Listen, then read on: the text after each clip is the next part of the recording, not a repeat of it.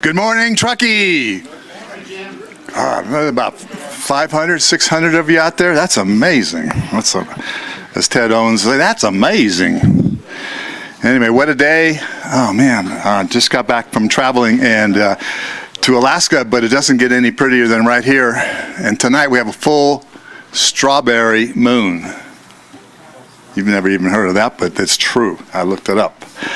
So we're in our third month of being back here, and we appreciate everybody coming here. I know it's real easy to stay home and smoke cigarettes and lay in bed and watch us on Zoom or something, but it's much more fun here. We love it having you here as a camaraderie. So Lynn wrote a 2-page script pitching to get you all to come in, so I just shortened it. So hope to see you here. I'm talking to you folks, but I'm actually talking to them folks, wherever they are. Where is the camera? Anyway, so yeah. You see, I've never done this before. So we have 3 very interesting speakers this morning. Eric Hornsvelt of the Truckee Fire Protection District. And man, I got through that name and you didn't even notice. And Wendy DeMonte of Mardis Camp Foundation, an amazing organization. I was involved at their inception. And John Spahn of the Truckee Donner Land Trust, all-time organization. And he and Perry have led this for years, and now it's just John. And you don't want to go to Weber Lake. It's not a very nice place, and it's kind of hard to get reservations, but it's just not really worth a lot of mosquitoes and junk and stuff. So don't be going to Weber Lake. Leave a little room for me. And we also have a special announcement, a changing of the guard that you should be you will be hearing about at the end of the program, so don't leave early. Gerald, I know you're leaving early, so you're not going to find out. So, and good luck on your wife's knee replacement. As I quipped, it's my best surgery, is my knee replacement. And our sponsors, Top Forest Health System, Auerbach Engineering, Wally, all-time guy, haven't seen him in years. I never see anybody anymore. I see Chris Parker over here. I mean, that's just amazing. Dixon Realty, JK Architecture Engineering, Porter Simon, Tahoe Truckee Community Foundation, Tahoe Truckee Media, Sierra Sun, Moonshine Inc., 101.5, the great town of Truckee, and the Truckee Tahoe Airport District. Sitting with one of their board members, Rick, over here. And the committee that does all this and makes this so easy for me is Lynn Saunders, who, is it really true you're leaving us? Yes. She's leaving. That just doesn't seem right. How many years have you been running? 20's enough. 20. 20. You're damn right. That is enough. 20 years. Oh my God. I've been writing my column for over 40 years. So yeah, I'm still going at it. Yeah. So I'm going to enlist Raven Whitting to help me on that or take over that. So Lynn Saunders, the Chamber, Ruth Garrissey, Carolina Pacheco, and Melissa Williams. They do most of the work. And Kelly Cutler from CAT. The mayor's here, the first mayor of the town of Truckee is here, folks. You'll find out who she is later. Kelly Cutler, Cat, Myomi Elegado, Moonshine Inc., Ernie Grossman, man about town. This a cool guy, Ernie is. And he doesn't even know it. You know, I mean, I know I'm cool, but Ernie is modest that way. Gerald Herrick, Fire Department Board, Tony Lashbrook, all-time guy, Deb Ryan, the Community Foundation, and the one and only Ted Owens from the hospital system. And thanks to Rory in the back room for the AV and to the town for letting us use this lovely room. And I haven't done this before, I don't think, since we're in our new venue here, but we're going to go around the room and do introductions. So each person will say their name and, if you dare, say your affiliation. And it looks like Lynn is handing the microphone to Ernie. Yeah, Ernie Grossman, cool dude. Cool dude, yeah. Have you ever been called cool before, or cool? I don't think so. Kathleen Egan, Truckee resident and huge advocate for the new Truckee Library. Yes, we know that. And the Rottweiler, when the Rottweiler puts her mind to do something, you get a town, you get an airport district revamped, and you're going to get a library. So just get used to it, and it's all good stuff. Lauren Tapia with the Airport District. All right. Good morning, Emily Vitus with the Truckee Workforce Housing Agency and incoming chair for the Truckee Chamber. Ooh, nice going. Jamie Haddad, Mardis Camp. All right. Wendy DeMonte, Mardis Camp. Oh, we've heard about you. We're going to see you later. Yeah. Kelly Cutler, Contractors Association, also Truckee Chamber Board of Directors, and currently TTCF Scholarship Committee. Great, Kelly. Good work. Ted Owens, Tahoe Forest Health System, Chamber Board, and the Land Trust Board. And who's your favorite politician in the old days? An old guy, rode a horse, shot a lot of things, created a lot of parks. You know the answer Teddy. to that question. He visited this town in 1903, Teddy Roosevelt. Teddy Roosevelt, all right. Don't call me Teddy. Tony Lashbrook, Watershed Council Board. Yeah, Tony. John Savon, Truckee Downer Land Trust. Yeah. Eric Hornsvelt, Truckee Fire. Kevin McKechnie, Truckee Fire. Oh, and how long have you been in charge here, Kevin? Not yet in charge. In a couple weeks, taking over for Fire Chief Bill Saline. Yeah. Looking forward to it. Big shoes. Yeah, So very we don't big have to bow or genuflect or anything, do you? Absolutely not. Not no. yet. Anyway, a couple more weeks. Yeah. Rich Carvalho, Defensible Space and Land Clearing Systems for a mastication service. All right. Great. Good morning, Harry Weiss, Tahoe Forest Health System. Great. Harry, I'm glad to say I haven't been in your emergency room in a few weeks. So, Gerald Herrick, Truckee Fire Board. Thanks, Gerald. Rick Stevens, Truckee Tahoe Airport Board Director, Citizen Advisory Committee for Placer County TOT funds, alternate to LAFCO, and running for permanent position on LAFCO. Boy, a glutton for punishment. No fooling. But thank you so much. Lauren Bello Okerman, local human arts and education advocate. I thought you might be, yeah. Uh-huh. Go ahead. Heather River, Downtown Merchants Association, and Bespoke and Atelier. All right. Raven Whittington, Porter Simon, sometimes Sierra Sun columnist, sometimes Good Morning Truckee MC, full-time Jim Porter wannabe. Yeah, you're going downhill. Brenda Stark, Chase International Real Estate. I think we missed you. We missed one guy. Cannot miss you. We're going to get the snow report here. Go ahead. No snow report. Chris Parker, Sugar Bowl Royal Gorge, Truckee Trails Foundation. All right. Is that it? We get every Lynn? You want to say hi? Yeah. Hi, Lynn Saunders, Truckee Chamber. All right.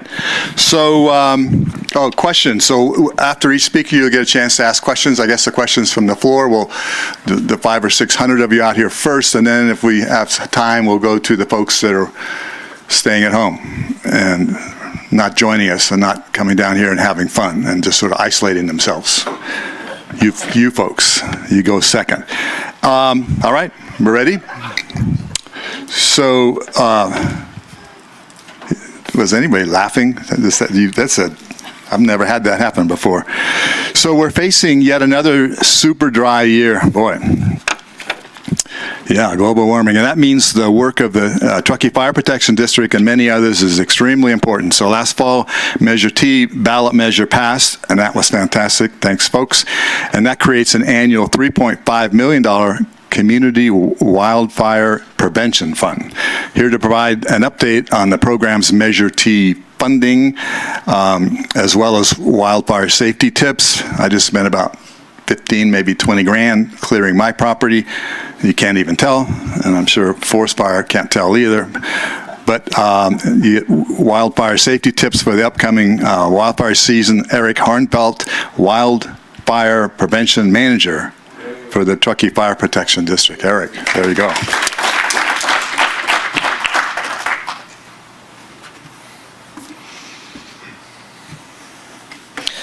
All All right, good morning, everybody. Thanks for having me here. Eric Hornsvelt with Truckee Fire Protection District, here to talk all about wildfire prevention and preparedness. So just like Jim said, we're rolling into what's shaping up to be, another possibly catastrophic wildfire season. We're already, 3 to 4 weeks ahead of average snow melt. We've been seeing some hotter temperatures, windy days. I know I scraped ice off my windshield this morning, probably like many of you did, but I think that's an anomaly, right? We know we're trending towards hotter temperatures, windier days. And our message is let's prepare for fire, and we're here to support with our Defensible Space, Green Waste, and other Measure T programs.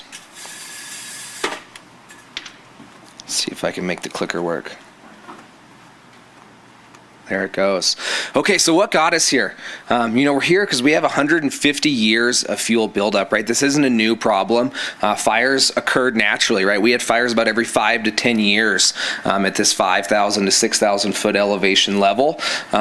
But we wanted to protect our forests, and when I say we, I'm talking about our early colonizers, developers, and so we protected our forests.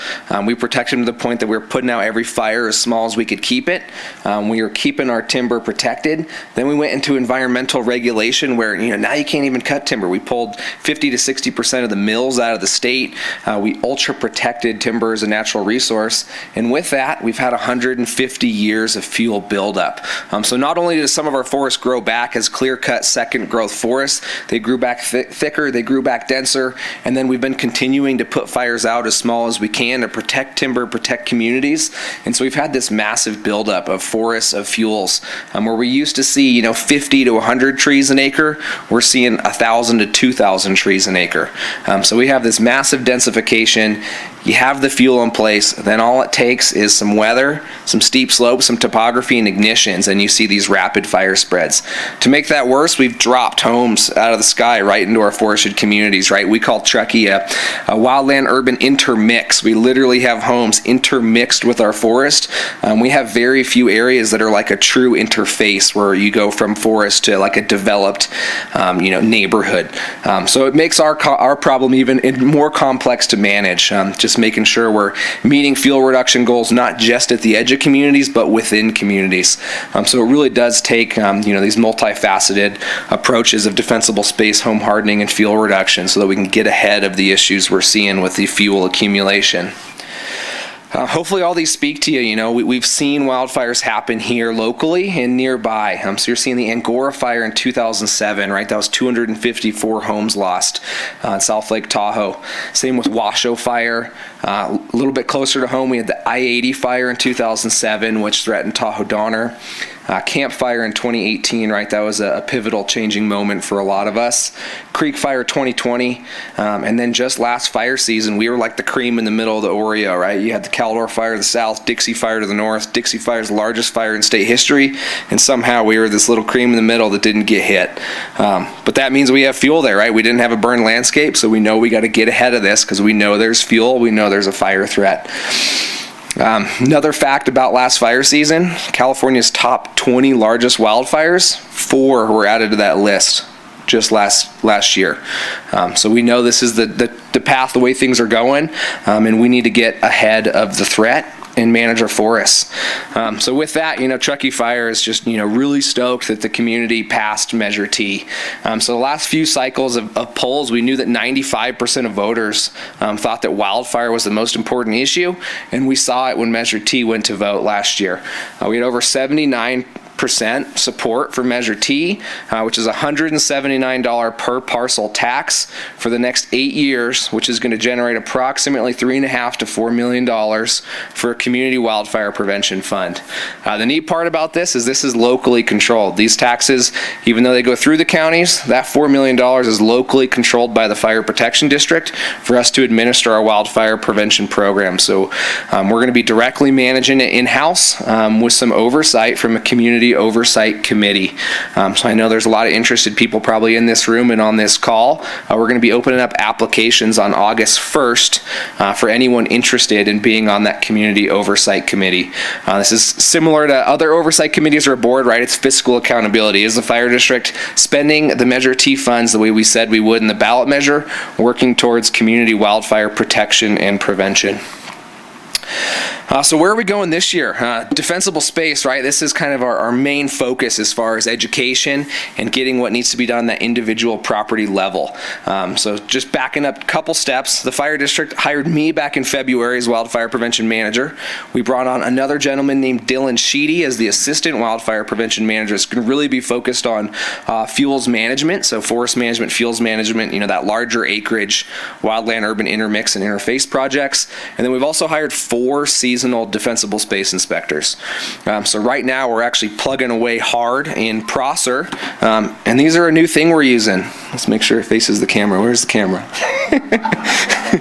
Anyway, when we do our inspections, we brought on a brand new technology called Fireside. It lets us communicate our inspections way better than in years past, right? We're doing the same inspection, but we're actually having a better way with pictures and like points dropped on properties where we're finding things like dense brush, trees too close to the house, surface fuels, dead things that need to be removed, etc. And we communicate the inspection by hanging this on your door. So we're actually not soliciting. We're telling you, hey, you've actually got a defensible space inspection. Go to the backside, use your unique code, go to truckeefire.org/dspace to access that report. Things we're seeing, right, is zone 0. This is new information. It's not new to how we know how homes burn, but it's new for us to inspect on. So what we've learned in wildfires, both in some laboratories where they actually have ember generators seeing how homes ignite, and the results of wildfire, is that 90% of homes are ignited by embers, either directly entering the house through vents, broken windows, things like that, or igniting vegetation on the property close to the house. So if you get those pine needles right next to your wood siding or your wood soffit boards, that creates that catcher's mitt to catch those embers right next to combustible siding, and it can be that ignition point. Why it's so important to manage your house in the first 5 feet around it is because if a home ignites in a wildland fire, there's a 96% likelihood that it's going to be a total loss. So that's what we've learned, is that we need to prevent the ignition if we want to prevent loss of structures. So zone 0 is all about the ember resistant zone. This is the non-combustible area.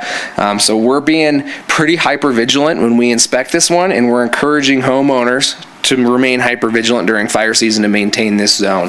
So this includes your house, deck, stairs, and the first 5 feet around it, and anything that could ignite, we want removed. So that's pine needles, pine cones, combustible doormats, brooms.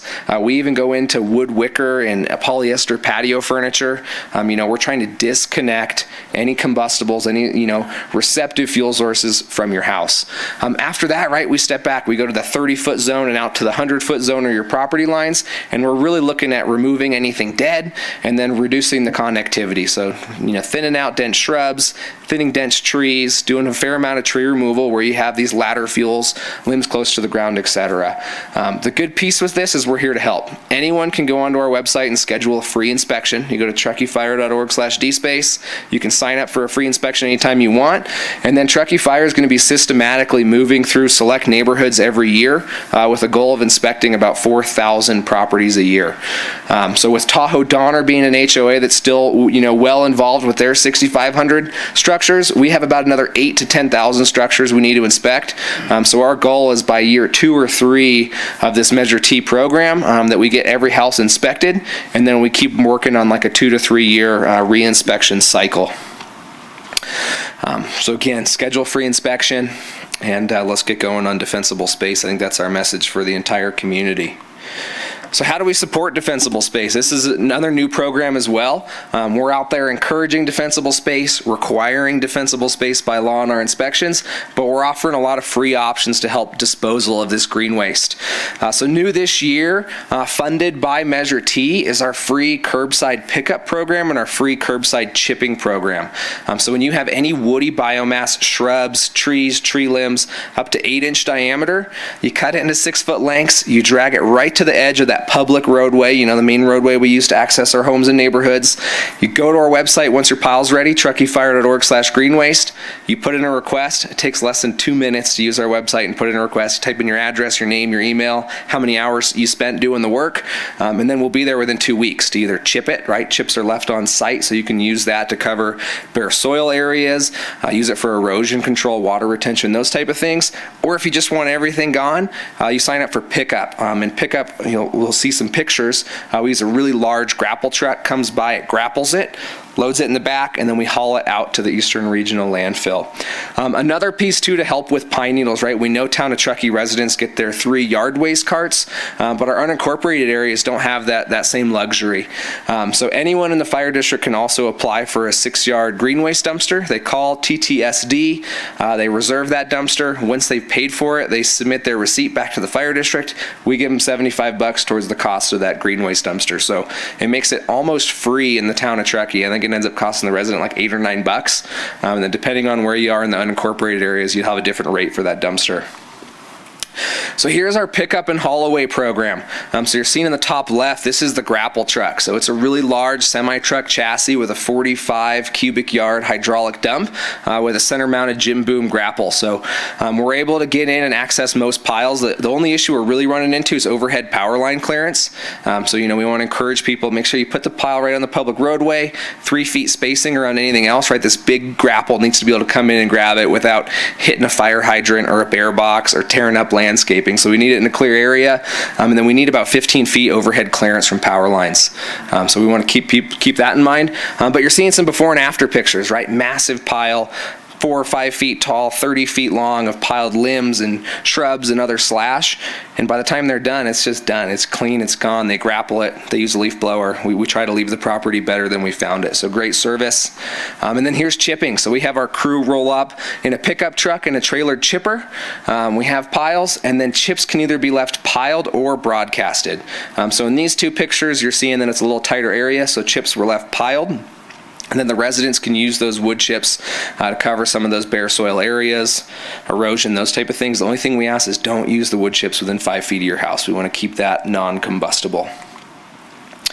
All right, we're also looking at doing some large land fuel reduction. So the fire district is currently wrapping up about $3 million in CAL FIRE grant-funded fuel reduction with quite a few different partners, including the Land Trust and a few of our other HOAs. So there was the Glenshire to Brockway fuel break, about 1,000 acres. A little bit more happened in the HOA, and then we're working with the Land Trust on a few parcels as well.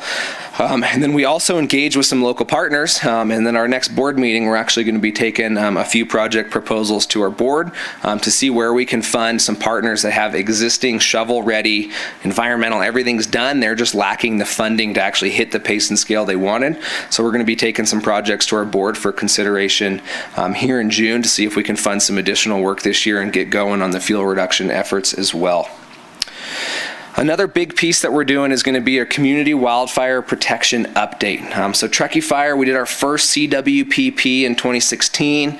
We updated some of the mapping exercises in 2019, but with the passage of Measure T, building a new program, being well funded, we recognize that we need to basically get a new wildfire mitigation roadmap in place.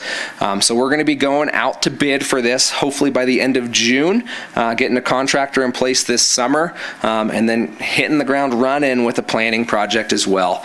So what is the CWPP? The CWPP is really meant to capture all of our priority fuel reduction areas. So our goal as the fire district is within our geographical boundaries.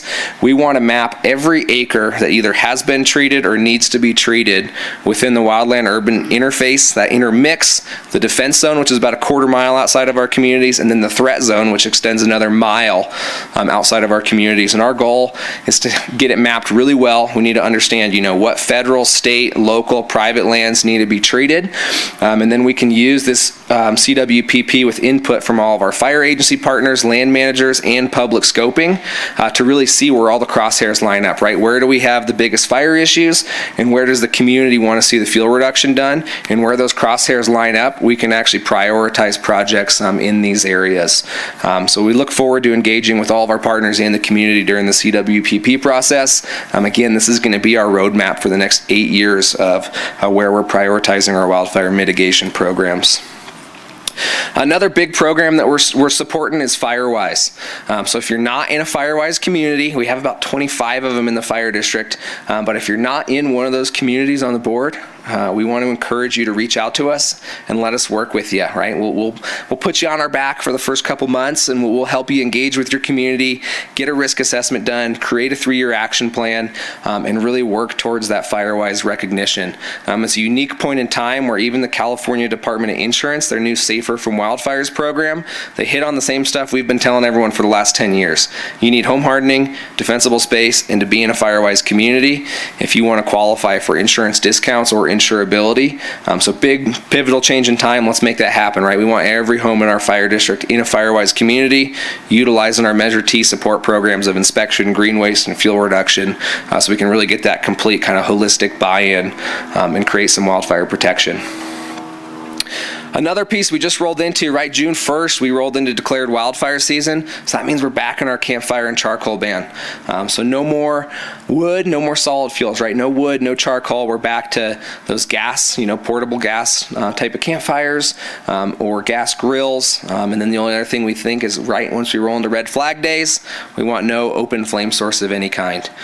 So keep that in mind. We've had Laura Brown and Bob Belden have been out hanging up our signs all over the neighborhood and getting those signs back up in grocery stores that they allow us to put up as well. So we're working what we can to get that. And I know we've been engaging with our Forest Service and state parks partners as well, trying to encourage them to get on our same regional campfire ban. We don't have them there yet, but we're going to continue working on it. Another big message is Code Red. So Nevada County and the Town of Truckee Police, we switched from Nixle to Code Red. So I think we've had more people sign up for Code Red than we ever even had in Nixle at this point in time. But if you haven't done it, if you're here in Nevada County, you can go online. We got the link up there. Call 211, or you can call 1-833 dial 211 and sign up for Code Red.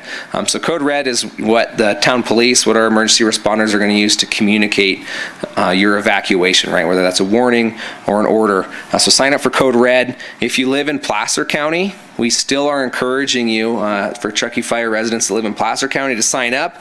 The only caveat is you do need to use a Nevada County address. So the messaging is to literally use the closest Nevada County address when you cross that line in your neighborhood, or use any public building like the one we're standing in, or any of our fire stations. They can definitely use the town's buildings or our addresses so they can sign up for Code Red, and that way they're set up to get notified during an emergency.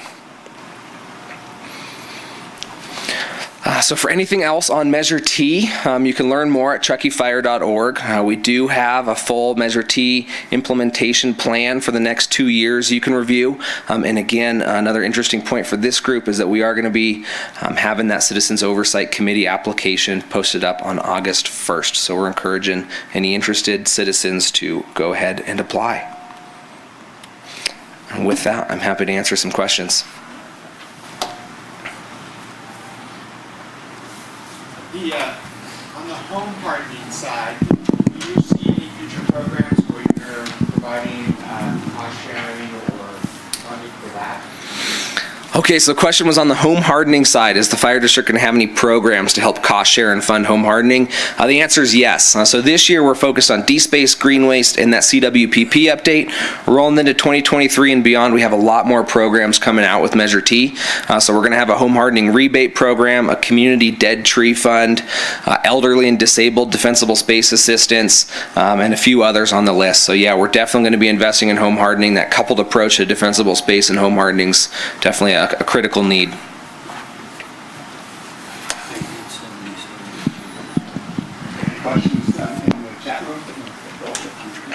All right, well, thank you.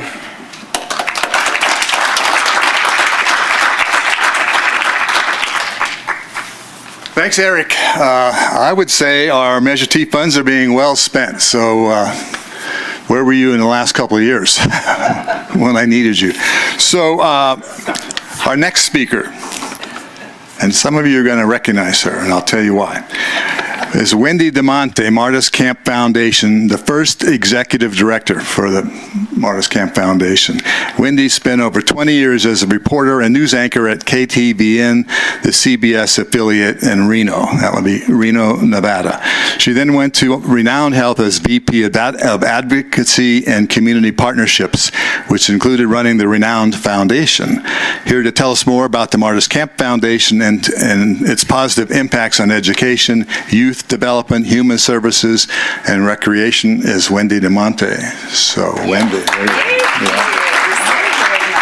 Appreciate that.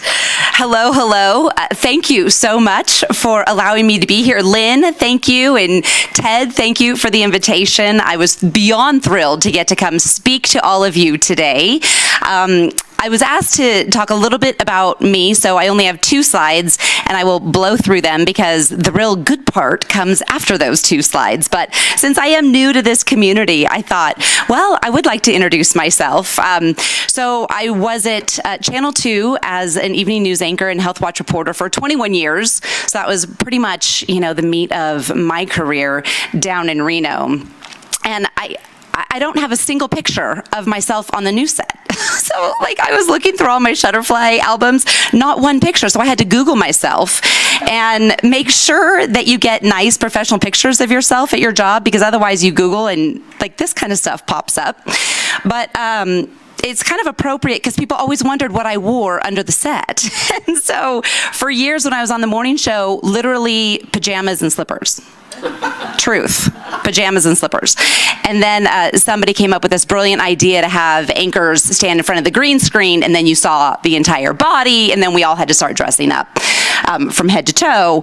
But clearly on this day, Kristen and I were going to the rodeo and probably doing a live shot at the rodeo after the newscast that day. So yes, Kristen and I are very good friends. Everyone in Reno always wanted to know that. I don't know, do you get Channel 2? Some of you do get Channel 2 here in Truckee, some don't. So yes, Kristen is still one of my best friends. I adore her. Let's see, how come this went off? It's not going back. Oh wait, here we go. Let me try. Okay.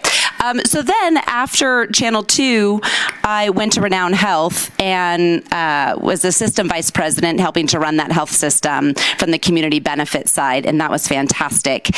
And I can say working in corporate life, it's great, but it has its downsides too. And I just want to say that coming to Truckee has been so incredibly welcoming and heartfelt.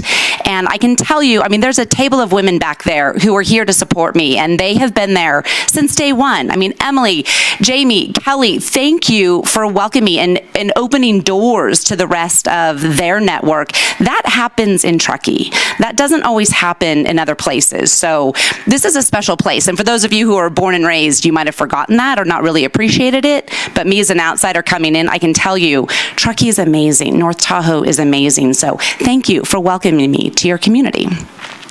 Bottom right is a picture of my family. If you're talking about yourself, you got to talk about your family because that's the most important thing in the world. And my daughter just graduated from high school. She's going on to Notre Dame next year. Super proud of her. And then our son's going to leave me next year. He's a senior. And gosh, they'll be gone. I'll be an empty nester, and I'll be here a lot more looking at all of you. Going, what can we do? One of the most important things I've done in my life is a TEDx talk talking about the dangers of dense breast tissue. It took the life of my mom, and anytime I get a public forum to talk, I always bring this up, no matter how kind of left-hand turn it is, because it always saves a woman's life. So please, if you don't hear anything else from this, please just Google Wendy DeMonte TEDx, listen to it, because it always saves a woman's life, and it's really important stuff, because dense breast tissue takes the lives of women unnecessarily. Okay, now on to the good stuff. On to the Mardis Camp Foundation, which is such an amazing organization in this community. It was started in 2010. a group of homeowners at Mardis Camp said, you know, we really should and could and will do more for this community.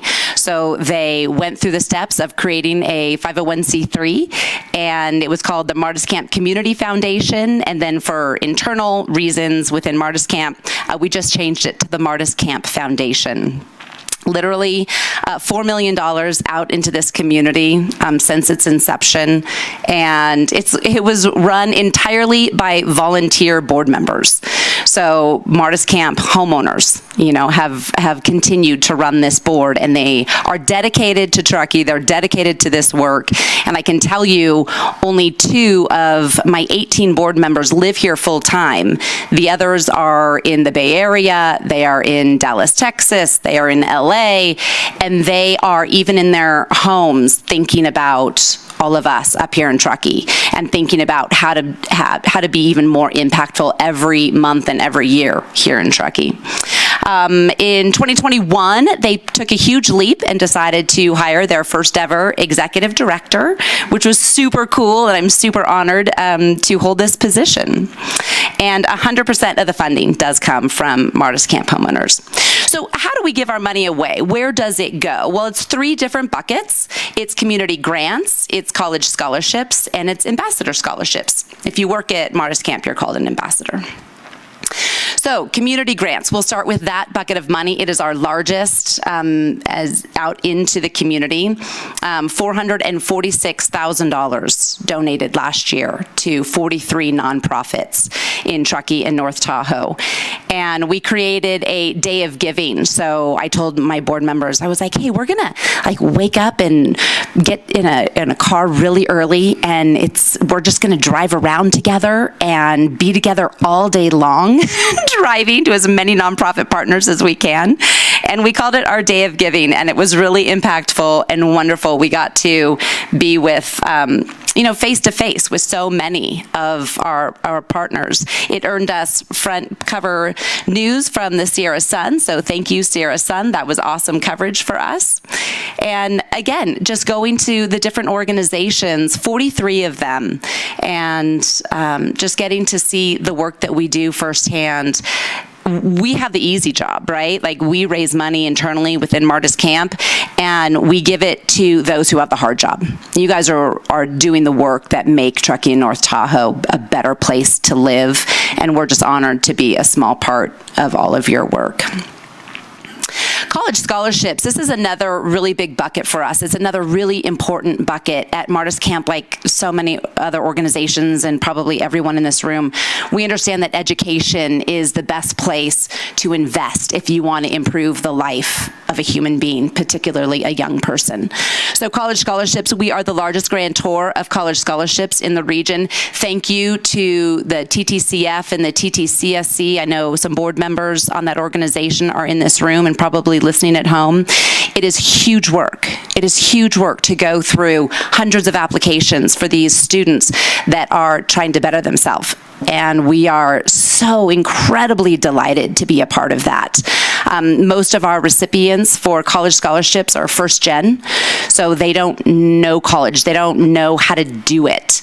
And there are people in this community that volunteer their time to make sure these kids can go away, can go get an education, and maybe come back, maybe not, but to better themselves with a college education is just huge.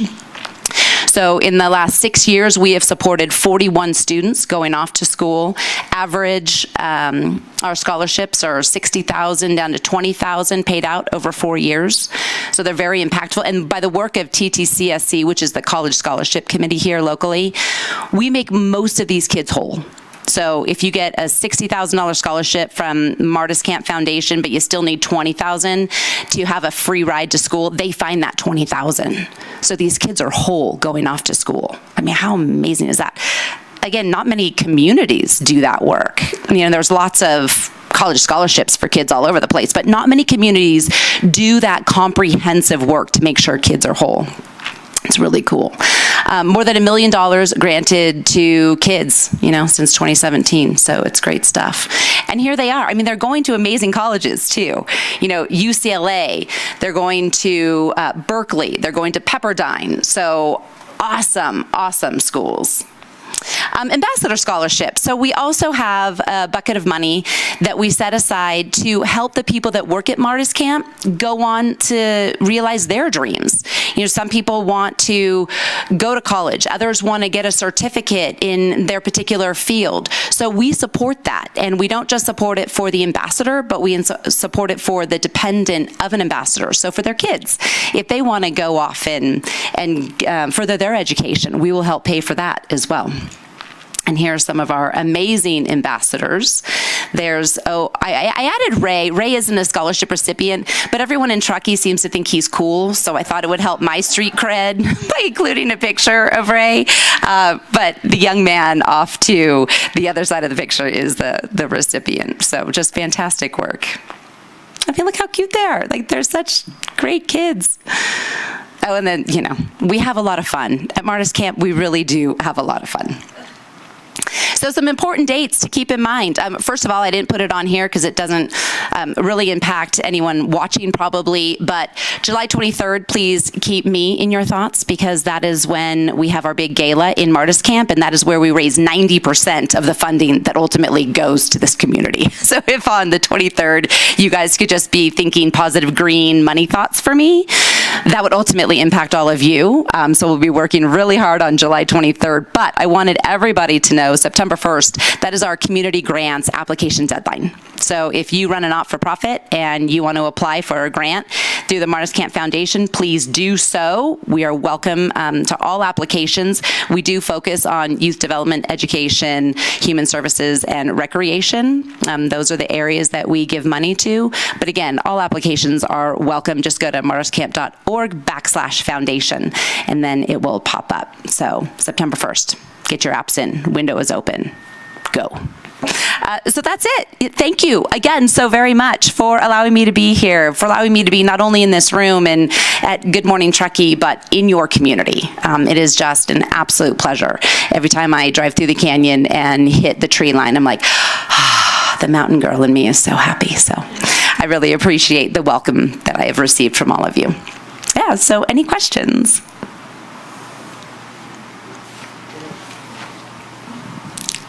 Okay, nothing online. We're good. Thank you. Thank you.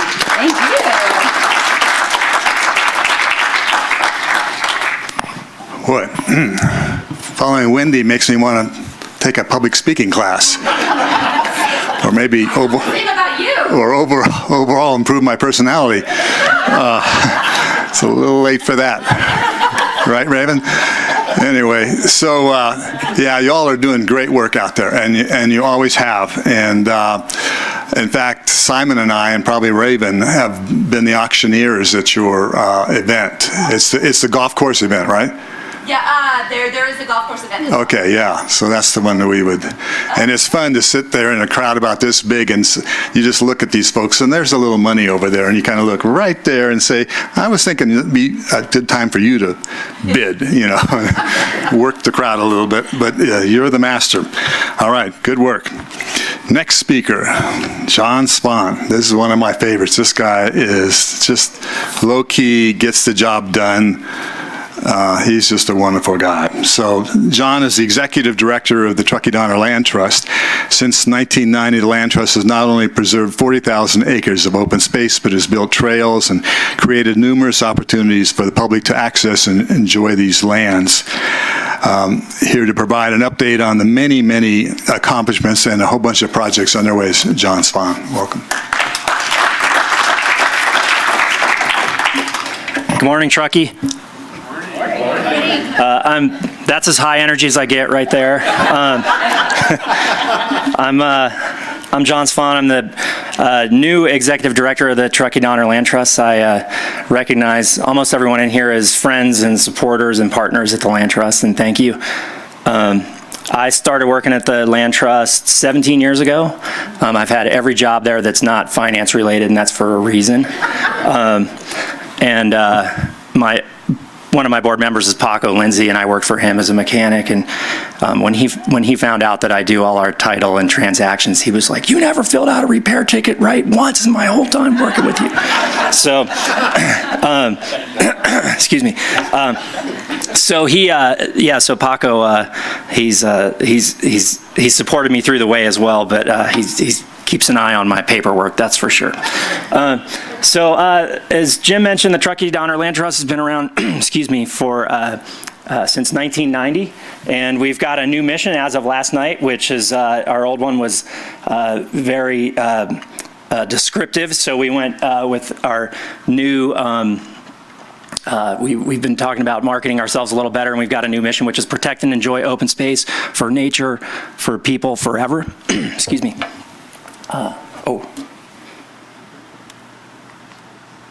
There we go. So we were founded in 1990.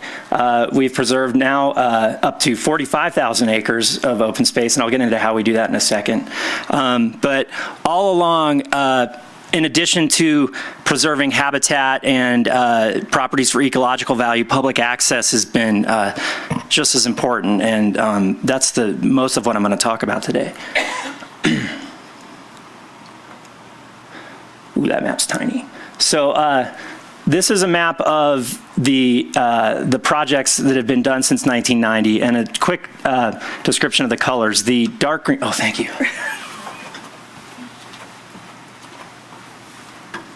Wasn't there a State of the Union speech where somebody just kept drinking water all through it? I feel like that's me. So the dark green are lands that are owned by the Truckee Donner Land Trust. We intend to own them in perpetuity and manage them all along.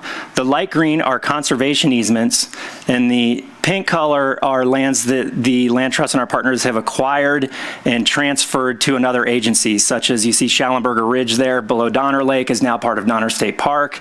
In the Truckee Canyon, that acreage is now owned by Department of Fish and Wildlife, and a lot of the stuff in the along the Sierra Crest is owned by the Forest Service. So this is a map of what we call the Sierra Nevada Checkerboard, and so that's a Tahoe National Forest map, and the green parcels on the left are federally owned, and the white are privately owned. And you can see that a lot of the lands we think are public actually aren't. That is a relic of the Abraham Lincoln administration when they were financing the Transcontinental Railroad. The federal government deeded every other square mile to the Big Four from the railroad to finance the construction, because the government at the time was, cash poor and land rich. And that ranges in width from the railroad. As you get out into Nevada, where it's a easier, straighter build on flat ground, it's only a few miles from the railroad. But as you get to the Sierra Crest, it went 20 miles in either direction. And so for a long time, that land was owned by, the railroad, and then it went to forestry and mining interests. And now what we're seeing is those lands are being sold for, for residential development. And that has important ramifications for, ecological processes. If you can imagine, if, the deer herd's trying to migrate through that checkerboard, they don't know where the property boundaries are unless there's a fence up. It also has bearing on managing and fighting wildfires. Eric, what did you call the wildland urban? Intermix.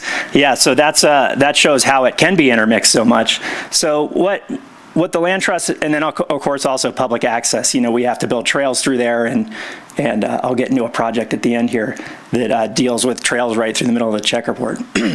So that's the checkerboard now, showing all the conservation acquisitions the Land Trust and our partners have done over the last 30 years. So you can see we've done a lot of kind of consolidating the checkerboard up along the Sierra Crest and then down in the American Canyon.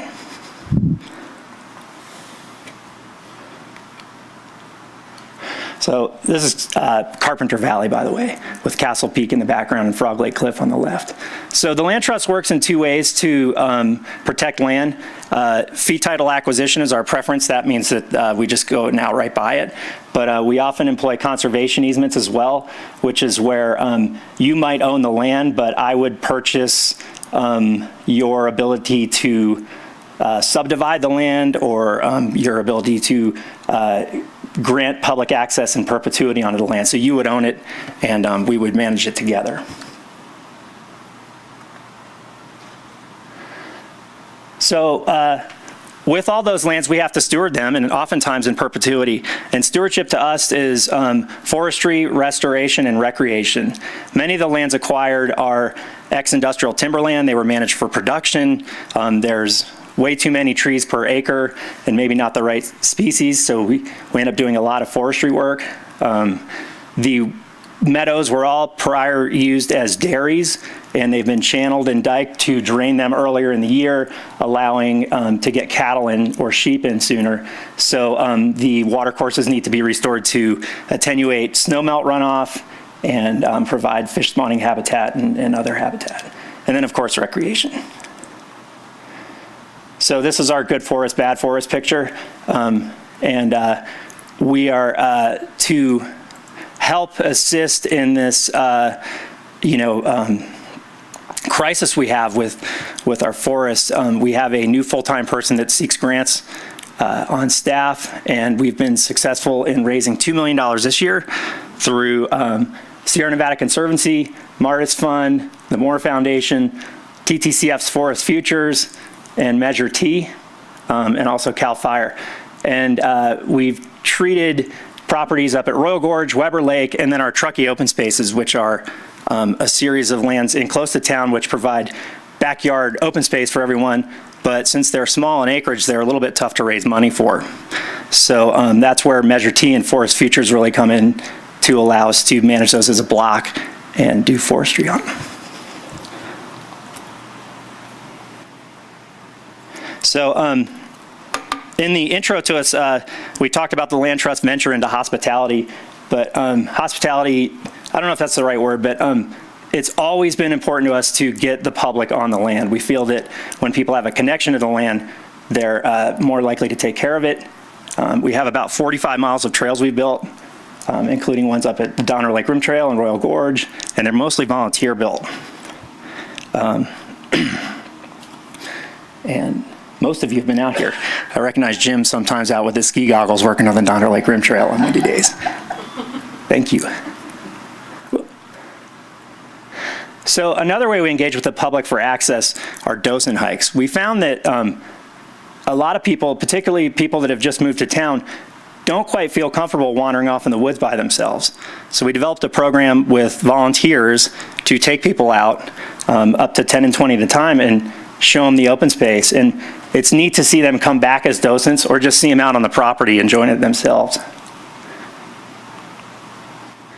Okay, this is hospitality with a capital H. We, as mentioned, don't go here. Actually, I love it. I think you should go there this afternoon. Actually, wait, because this weekend we open and we're going to have water. And right now there's a bunch of open trenches where we're putting the pipes in for the water. But Weber Lake is our first venture into a campground. And people might ask, why is the Land Trust taking on a campground? And honestly, the answer is because nobody else would. So we figured that somebody's got to do it. And we tried to look at concessionaires running the campground, but it doesn't quite pencil out. And we're uniquely positioned as a nonprofit to seek grants, and also that we can, maximizing a profit is not our primary objective, so public access is. We've got a 45-site campground out there, and we also have a house that we rent by the week that's on the lakeshore, and it's pretty cool. And then this year we just opened some backcountry huts up at Frog Lake. That's the new huts on the left and the old 100-year-old house on the right.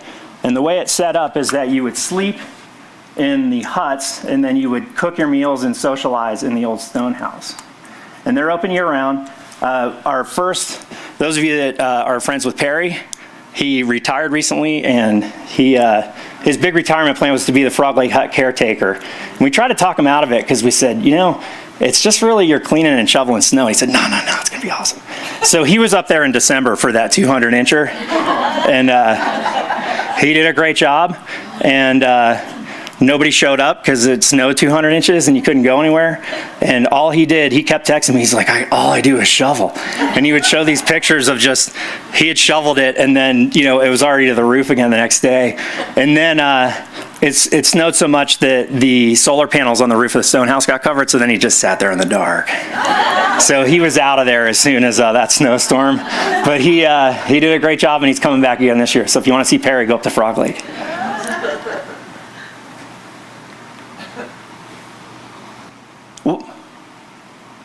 So that's Frog Lake Cliff. That's the old stone house that's half buried. And then on the right is a picture of the interior of the new huts. So you can see just all you need to bring is a sleeping bag and a pillow and your food and your ski gear or your hiking gear. And that's where you get to stay and play.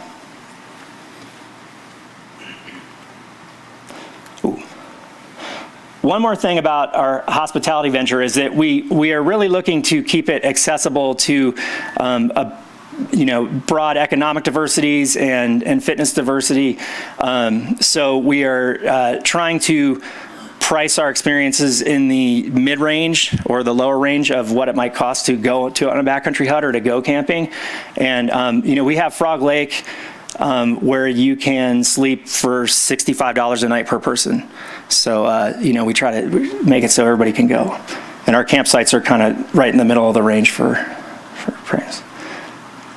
So, I'd be remiss if I didn't talk about recent acquisitions and current acquisitions. But our two most favorite recent ones are Canyon Springs, which is out east of Glenshire, and then Truckee Springs.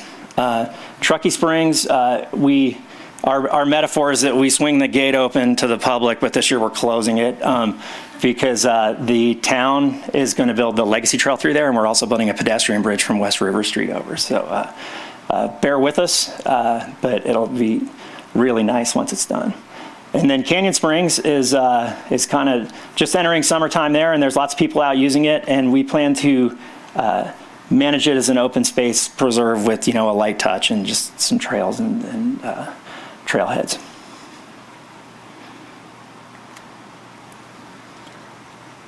Here's a picture of Truckee Springs. The green is now also owned by the Land Trust. That was owned by the California Department of Fish and Wildlife, who bought it in the 1970s to provide river access. But the parcel in red that the Land Trust just acquired actually landlocked that parcel, and they were never able to realize their public access. So they had it up for disposal or transfer, and they offered to donate it to us. So now that whole section of the river is open to the public, and the Legacy Trail will go right through it. So I'll tease one current project. This is the Pines to Mines project, and that's Fordyce Lake. It's the Cisco Grove exit, if you're familiar. The Nevada County and the Forest Service and a group of nonprofits, including Truckee Trails Foundation and Bicycles in Nevada County and Gold Country Trails Council and Bear Yuba Land Trust and us, are all working to construct a trail that goes from Truckee to Nevada City called the Pines to Mines Trail. And there's not a lot of new trail that's needed to build this trail. It's from our side of town, it goes up the Trout Creek Bike Path to the Donner Lake Rim Trail to the Hole in the Ground Trail. From the Nevada City side, it goes, I think, Miners to Pioneer to Spalding, and you only need about 15 miles of trails to connect the two. But it's checkerboard land, so our role in this project is to work with our partners at the Trust for Public Land and the Forest Service to acquire those parcels, and we just received $9.75 million in federal grants to acquire those and have them go directly to the Forest Service. So that's going to be a really neat trail when it's built. And that's it. Thank you. Do we have any questions?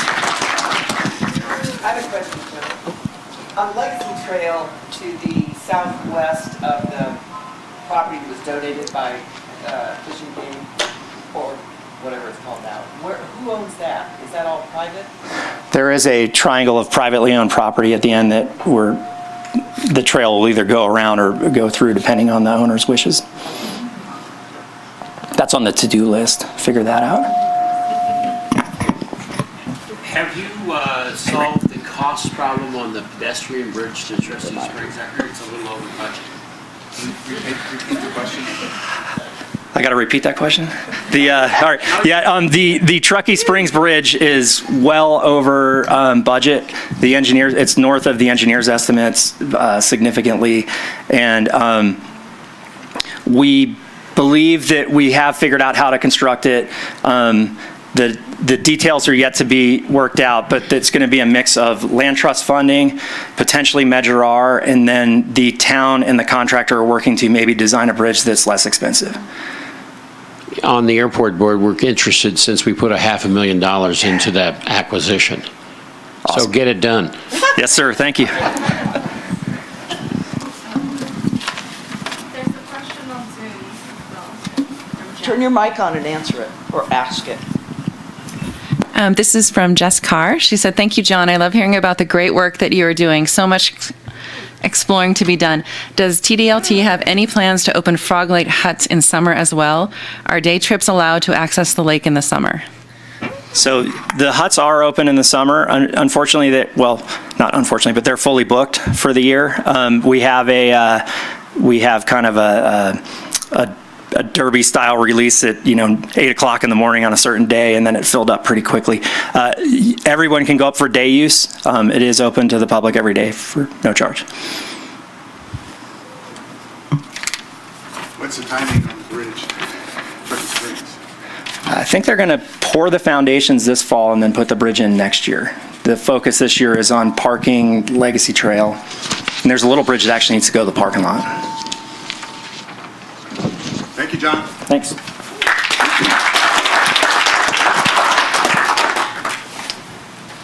And Rick, we do appreciate the money the airport district put into the project. And it will be well spent. We don't return any monies. Just like everybody else. So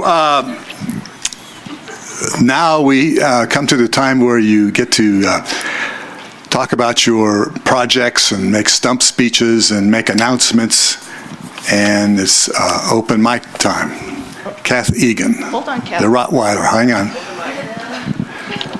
I wonder if she's going to talk about the library. I think you got that right, Jim. I am going to talk about the library. Are you the one that called at 2 in the morning this morning, raising funds? Is that you? It wasn't me. I'd never do that to you, Jim.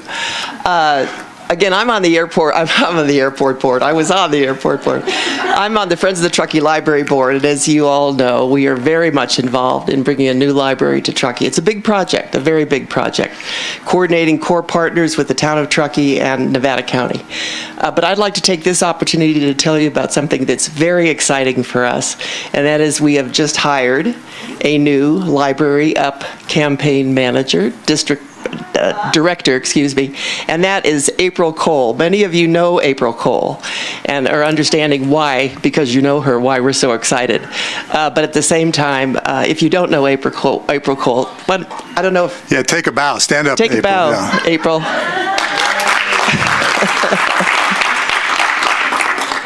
She is really going to be a huge asset to us in carrying forward with the, success breeds work and more activity and more effort.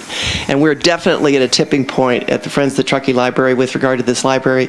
And April is going to be a huge asset to us in actually being able to carry it forward. And it's more than a library, isn't that right, Kath? Absolutely. Nice softball, Jim. Absolutely. A library, libraries today have evolved into huge community connection centers for people to get together, come learn together, discover together, collaborate, all those kinds of things. So we're looking at a library that will have community meeting rooms for groups as large as 200 down to 2, but private meeting rooms, we just don't have the space currently in our library to provide the kinds of programming and really opportunities coordinated and organized for people to get together and actually work together. I want to highlight something that really evidences this. The Truckee Donner Recreation and Park District the board was visited by a group of seniors saying, we need you to do something with regard to programming for seniors. And the Rec and Park District looked at that and said, gee, we really actually do have a lot of programs that seniors can participate in. We just don't tell people or really focus on seniors and make it easy for them to find out what programs work for them. So they said, well, let's do a pilot project and let's bring people together and, once a week we'll have a pilot project. And so what they did with the first one, 100 people showed up.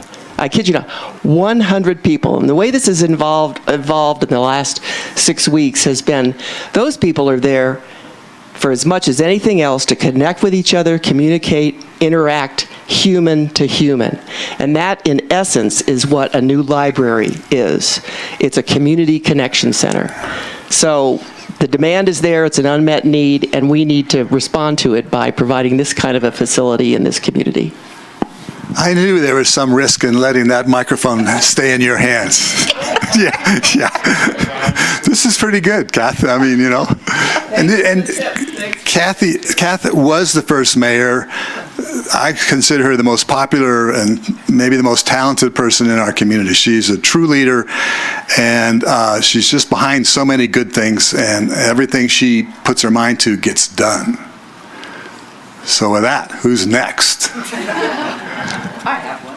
All right, Lynn. Speaking of mayors and connections, we have a big life connection event, and it is Ride Your Bike with the Mayor, Mayor Courtney Henderson. And so it'll be Thursday, June 23rd, 5 o'clock.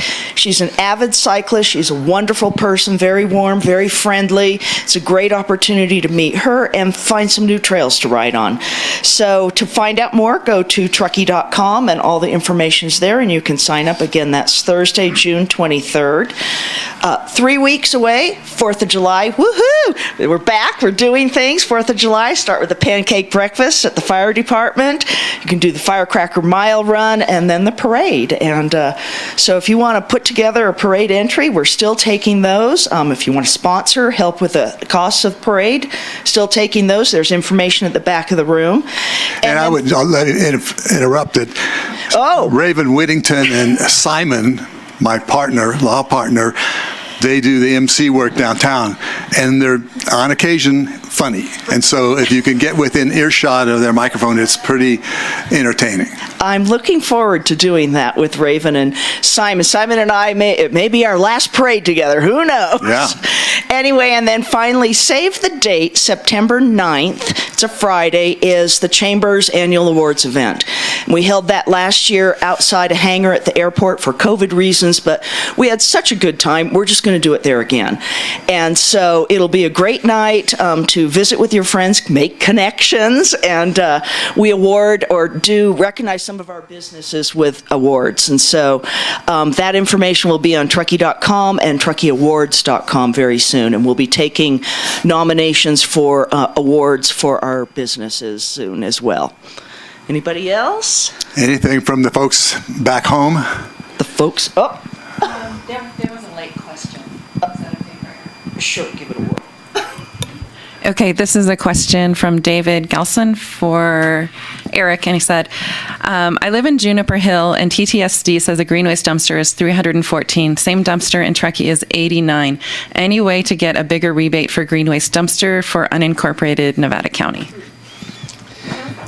Yes, great question. I've been in contact with a few different people from Juniper Hills. Town of Truckee, they negotiated and, helped fund or subsidize some of the cost of green waste services here in the town.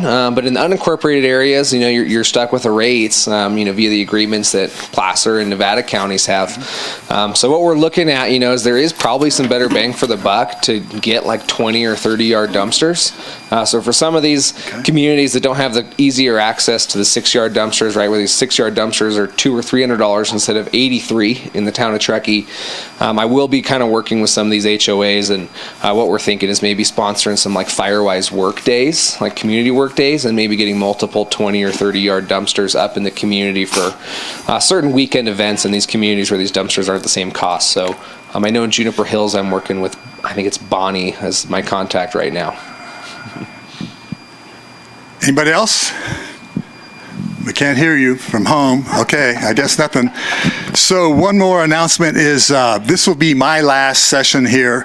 I've getting close to retirement. I found it's not as easy as it sounds, but I'm working on it. And so wanting to turn over the reins to Raven Whittington, my law partner and very, very good friend. You've seen Raven. He subs in. In fact, I've received a lot of emails saying maybe it's time for you to retire and let Raven take over. He's younger, funnier, smarter, more articulate. Or some of them recently have said, or Wendy would be a good person to come in if Raven can't do it.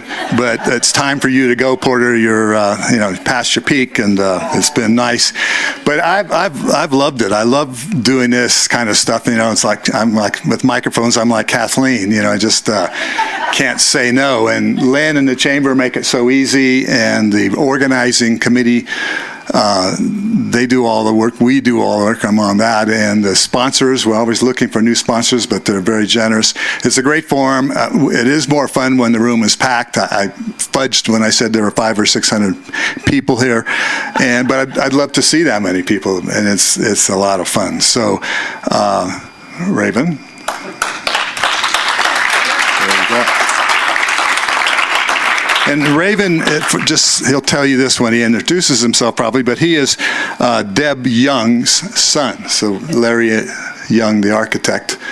And when you said that the bids for the bridge came in above the engineers and architects' estimates, I thought, oh yeah, that's a surprise, Yeah, sorry, architects and engineers, I love you. Okay, so we have some raffle tickets here. And I'm going to take the luxury of business. You can't punish me because I'm not coming back, of pulling these out myself. And I'm a lawyer, so you can trust me. So, prize, there's only 3, I think. But this hat, well-worn hat. And it's this, what is the hat? I don't know. I couldn't, it had initials on it. I didn't know what it was. Oh, that was the person, Woody, that designed it. Oh, okay, the person designed, but it's a cool hat, and shockingly, it actually fits on my fat head, so you'll probably have to squeeze it down a little bit. So here's the ticket for this very hat, 468921. All right, there we go. Thank you. And then a return ticket to this very place, and the winner is 468915. It's the one that you gave me. So I gave my ticket to Raven, and it just won. So I will be here next month. All right, we'll try that one again. Ernie's putting on his hat with hopes of winning a return ticket. 468913. Yes. Okay, yeah. Okay, and then this is a good one. This is a $50 gift certificate for Sustainable Truckee, and it's a Truckee gift card. It can be used at over 45 local restaurants and stores, fitness and wellness providers, adventure guides, and more. So you can be a local 365. So this is a $50 gift certificate towards that, and this is the big item, I'd say. The winner is, it's my ticket again. 468922. Yes. April. Welcome, April. You are a winner in all ways. So thank you all for coming, and we'll see you next month. Good.